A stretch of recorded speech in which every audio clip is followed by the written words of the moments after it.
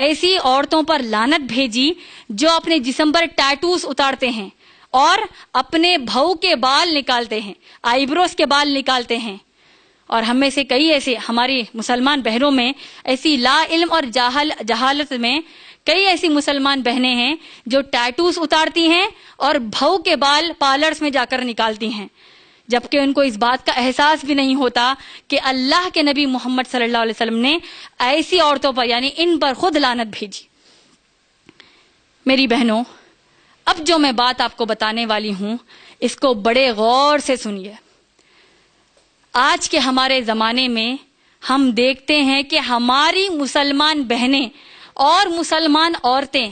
نہ صرف اپنے خاندان کے غیر محرم مردوں کے سامنے بے حجاب ہو کر نکل رہی ہیں، بلکہ بازاروں میں غیر مسلم اور مسلم مردوں کے درمیان آرام سے بے حجاب گھومتی ہیں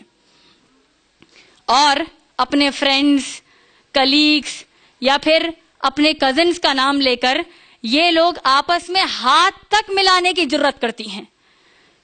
ان کو اس بات کا بھی احساس نہیں ہوتا کہ اللہ کے نبی محمد صلی اللہ علیہ وسلم نے جو غیر محرم مرد اور عورتیں ایک دوسرے کو ہاتھ لگاتے ہیں اس کے بارے میں کیا بتایا آپ جانتے ہیں؟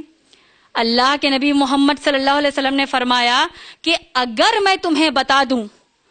کہ اس گناہ کا عذاب کیا ہوگا جہاں پر غیر محرم مرد اور عورت ایک دوسرے کو ہاتھ لگاتے ہیں، تو تم اپنے سر پر کیلا رکھ کر ہتھوڑی سے مار مار کر دھسا دینا آسان سمجھو گے، بجائے اس کے کہ غیر محرم تھے لیکن ایک دوسرے کو چھوتے تھے. اس سزا کے بجائے اس سزا کے کہ تم غیر محرم تھے اور ایک دوسرے کو چھوتے تھے. اگر ہم غور کریں کہ ہمارے خاندان میں غیر محرم مرد کون ہوتے ہیں، یعنی وہ مرد جس کے سامنے ہم کو حجاب کرنا فرض ہے، اس لسٹ پر، اس فہرست پر اگر ہم غور کریں تو ہم کو پتہ چلتا ہے کہ ہمارے سگے خلیرے، چچیرے، تائرے، ممیرے اور پھپھیرے بھائی، ان کے سامنے ہم کو حجاب کرنا ہے. اس کے علاوہ ہمارے سگے بہن بھائی، اور پھر ہم دیکھتے ہیں کہ ہمارے سگے خالو اور پھوپھا، چاہے یہ آپ سے عمر میں 50 یا 100 سال کے بڑے کیوں نہ ہوں.